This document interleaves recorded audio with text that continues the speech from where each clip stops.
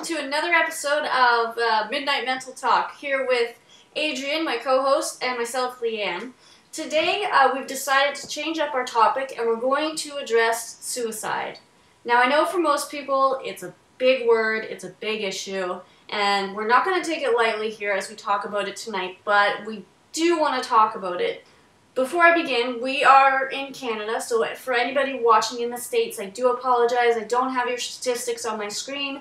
However, on a website that I'm reading right now for Canadians, it says, today in Canada, approximately 11 people will end their lives by suicide. And in addition, approximately 210 others will attempt to end their lives by suicide today as well. So, and I'm reading this directly off the suicide prevention site for Canada, and it goes on to say that in 2009, suicide is ranked as the 9th leading cause of death in Canada, and according to Statistics Canada, there were 3,890 suicides at a rate of 11.5 per 100,000 people in the year of 2009. Now, I could keep going on with these statistics, but let me just get Adrian to explain to you exactly what suicide is. That's essentially what it is. Suicide is an act of taking one's life in any way means possible, with drugs, a gun, or explosives, which I found out, or hanging themselves and others. There's all kinds of different ways that one person would end their life. But generally speaking, short and sweet of the definition is the act of taking your life. In your research, did you happen to come across why do people attempt suicide? A whole lot of different reasons why somebody would actually end up taking their life. It's a lot of it stems back from mental health reasons and conditions. But I guess I could explain sort of different symptoms or signs that you would possibly see in a person who may be considering suicide. The list is short, but it's pretty accurate.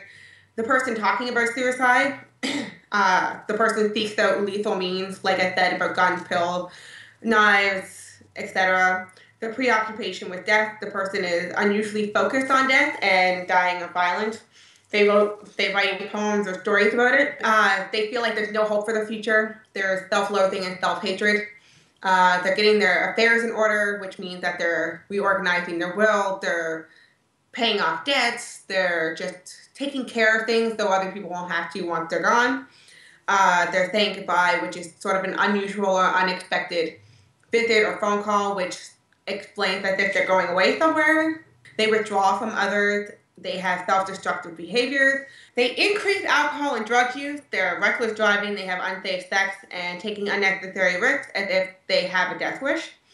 The sudden sense of calm. Usually, sometimes you will find somebody who's been severely depressed, and all of a sudden they're just at calm and at ease, which sometimes indicates that they have made the decision to commit suicide. So that is the general list of signs and symptoms. So a big thing is the self-loathing, the self-hatred. They feel like there was like the W5 thing that I was reading or watching earlier. They had mentioned, the one person had mentioned that their brother or friend said that they feel like they can never do anything right. They're just they always feel like they're in the way. Mm-hmm. So it's just sort of like that constant feeling that you're just shouldn't be around kind of thing. For Nova Scotia in 2005, I don't know why they've got these statistics way back, but I think it's because it takes so long to compile them. For example, in Nova Scotia 2005, it says 86 people died by suicide. The rate in males was 9 times higher than the rate in females. And for Alberta, in 2005, 412 people died by suicide. Again, the male population was higher. Let's throw in Ontario. In 2005, 1,115 people died by suicide. Again, the frequency was higher in males. Well, let's take a look at Saskatchewan. 115 people in 2005 took their life. Again, the death rate was more common in males. Should I keep going? why would you think that is? Like, why would you think that the suicide rate for men would be a lot higher than women? Honestly, I don't know. Can you answer it? A large part of the reason why it's usually a higher rate for men is because they find that it's a weakness to go get help. So they tend to keep things in, as opposed to going to get help and talking to people, because they think it's sort of like they think that people will think lower of them if they were to go seek help for mental health issues. And also a large part is, if I'm going to use the local mill here as an example. I'm not sure, I don't know any personal stories. However, if you can take somebody who worked at the mill here and that closed down, and all of a sudden they have this overwhelming dread of how they're going to provide for their family, and that's like a change of life. They become so overwhelming, they feel like they can't do anything correctly, and chances are they're more likely to commit suicide because they don't feel like they can provide for their family anymore. So a large part of the time, it's going to be men that you see in statistics. It's really unfortunate, but that's how the mental health sees men.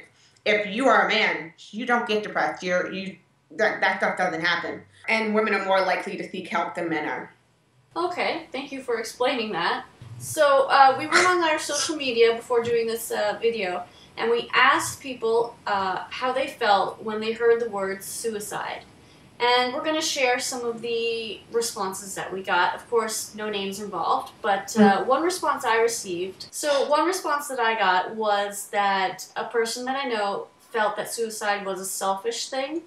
They understand the down and out, but putting others through pain and suffering by ending your life, I guess they didn't understand that part, or thought it was selfish. Now, having said that, they also know that there's different circumstances. Say, a disease was involved, end of life care, that kind of thing. And it all depends on the situation. So that was their opinion. So what responses did you get? One person wrote me and said that suicide is when people attempt or do it, that they are not being selfish. They are done being existing. They are wanting to stop the burdening of others and almost a sense of relief.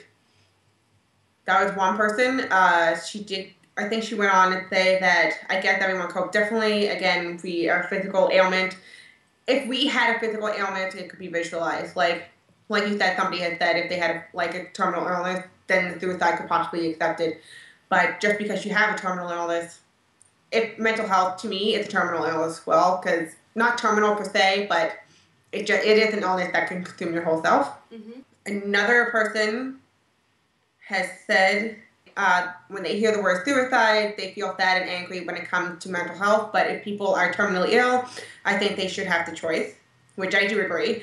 That's a whole other topic that we can discuss. Yeah. It's off topic of mental illness, but then we can talk about it someday. Another person wrote to me, and this going to get mixed reviews, I'm sure. Suicide equals a cop-out, to give up. To be so absorbed in self-pity, you disregard the gift of your own life. I personally flip when I hear someone committed suicide. What so-and-so did, how tragic. Oh, they committed suicide. That's stupid. What an idiot. People who commit suicide don't care about how it will affect their loved ones. So why should those of us still struggling to make the best out of life, we have to mourn at their passing? That's just selfish. But that's just my opinion. The Bible says people who commit suicide go to hell. Not that I believe in all that hubbub, but it makes me sick when people comment about how people who commit suicide are in a better place. I see and hear it all the time. Ignorance is truly bliss. The person did respond to that, and I will say what they said, but I'm not going to continue on with the thread. Another person responded to the person above and said, but maybe they are in a better place. People who have a mental illness are tormented every day with the struggles of what's real and what's not inside their own mind. And they don't know how to cope. We have no idea what these people are actually going through. Suicide is a very touchy subject for me, and those who are close enough to me know why. And I completely agree with the person that responded. I understand both sides. I get it. However, when we hear suicide, we have to understand the whole story. A person who does, in my opinion, a person who attempts suicide or succeeds in suicide is not being entirely selfish. They truly do think about how their family may feel and what their family may go through when inevitably their death is brought up. It's not like they don't think about it daily. When a person is who strongly thinks about suicide thinks about this on a regular basis, they like I had mentioned, one of the signs is they're getting their affairs in order. So clearly they're thinking about their family and their friends in this situation because they're making sure that their family do not have to deal with all of that stuff afterwards. And another symptom or a sign rather of suicide or the approaching attempt of suicide is giving away your personal possessions. Like that's another way of dealing with your stuff. Like you're giving your stuff away so your friends and family do not have to go through it all in order to do it for you. I can't begin to really understand somebody who has mental illness or a reason to want to commit suicide. I don't. I can understand that, like I had mentioned to somebody earlier, that it's totally like a black cape that covers you and that you just can't see past it. So, yeah, anyway, your opinion now. But what I want to say on the topic, and I don't want to get too personal because this is going on YouTube, but for me, how I see it is whether you have a mental illness, whether you have a health issue, say perhaps you've been diagnosed with an incurable cancer, you've got 6 months to live, you've gotten that terrible news. There's so many different circumstances for so many different people that can cause, first of all, depression, anxiety. There's other mental illnesses we haven't even touched on yet. That's your starting point.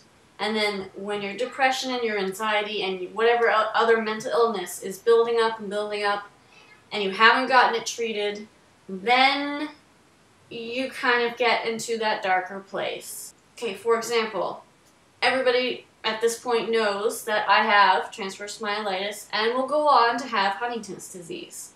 So, over the past 4 years, for me, yes, I'll admit it, I have had depression.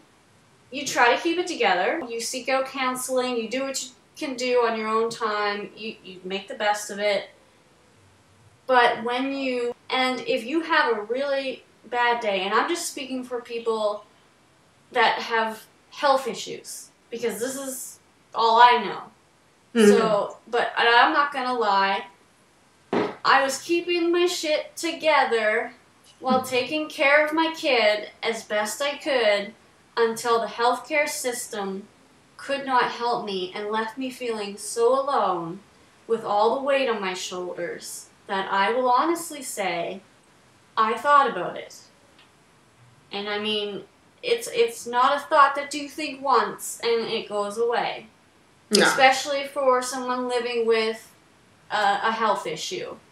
If you have a bad day, and you see that you're dragging your family down, like if you can't get off the couch, well, they're stuck taking care of you. They can't go do anything fun. Sometimes that can be a trigger. I don't know. And then it just takes a split second for your brain to go from I'm sad to I can't do it anymore. Mm-hmm. And to me, that is not selfish. That is your body telling you it needs serious help. Yeah. And I mean, some people say it's for attention. I guess that's the same thing as it being selfish. I don't really think at all that it's selfish, and I totally understand where you're coming from. Except I do understand where you're coming from. Like I said, I can't necessarily say that I have ever. No, well, that might be a lie. Anyway, I can totally understand that people who do have the health issues that you mentioned or other health issues. I get it. It makes sense because I don't know how to say this without sounding like a complete asshole. Just say it. If I was at the point of being terminally ill and to the point that my life would end up being somebody taking care of me all of the time, You're damn right that I would try and possibly end my life, because that's somebody seeing me go through that on a daily basis and them taking care of me on a daily basis. That would be more of a burden to them than me ending my life if I was so-called healthy. Mm-hmm. So I get it. I totally get it. It makes sense. And that's the same thing, like with people who have mental health issues, oftentimes they feel like they're continually being taken care of and that they're preventing their family from doing the things that they want to be doing. Yeah. So I really do get it. It makes sense to me. It's like somebody who commits suicide, I don't really believe, I used to believe that they were selfish, but after going to university and knowing people and researching on myself, it's really not a selfish act. I really don't think that it is. Mental health point, I can totally understand how somebody could get to that point.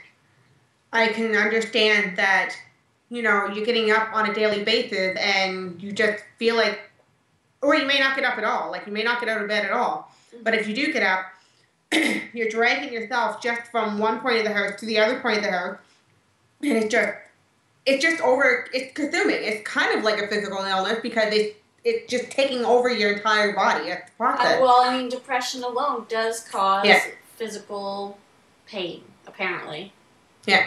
So, would I want to see somebody end up succeeding in suicide? Absolutely not. I would obviously love to see them get all of the help that they need and all the help that they feel like they need.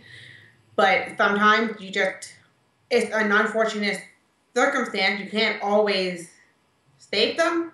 Because one of the things that is a big myth is, like, people who have committed suicide didn't seek help.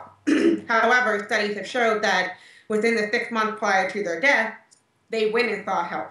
They sought help. So they went and got their help that they need and whatever.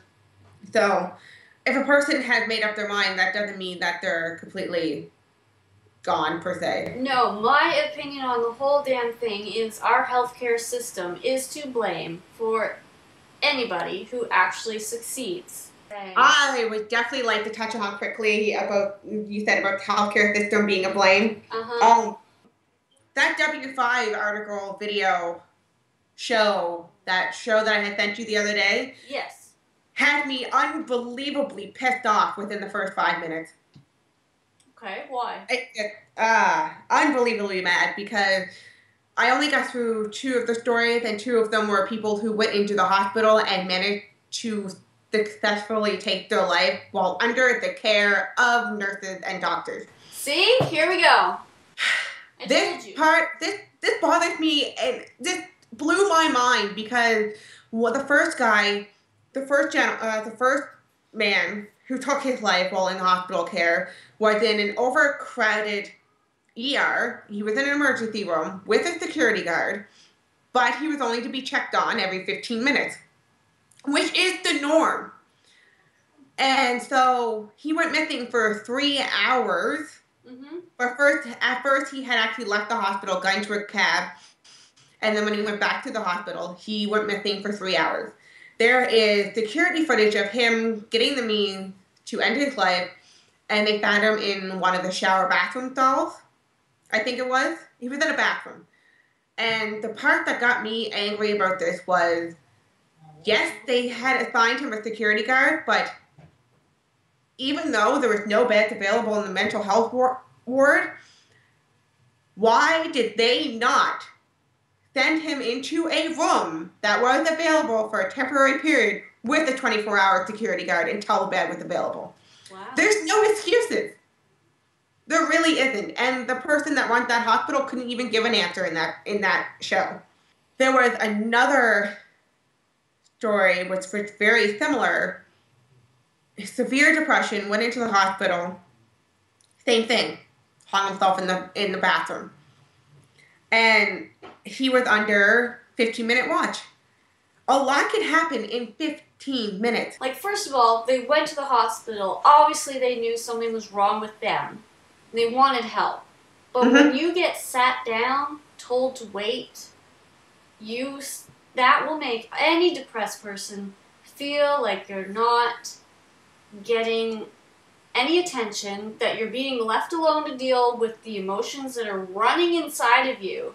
And it's going to make you worse, like instantly. The W5 video or W5 newscast, whatever you want to call it, the hour-long show, where that be a huge eye-opener in the fact that in the last 10 years, approximately 300 people have committed suicide under the care of hospital.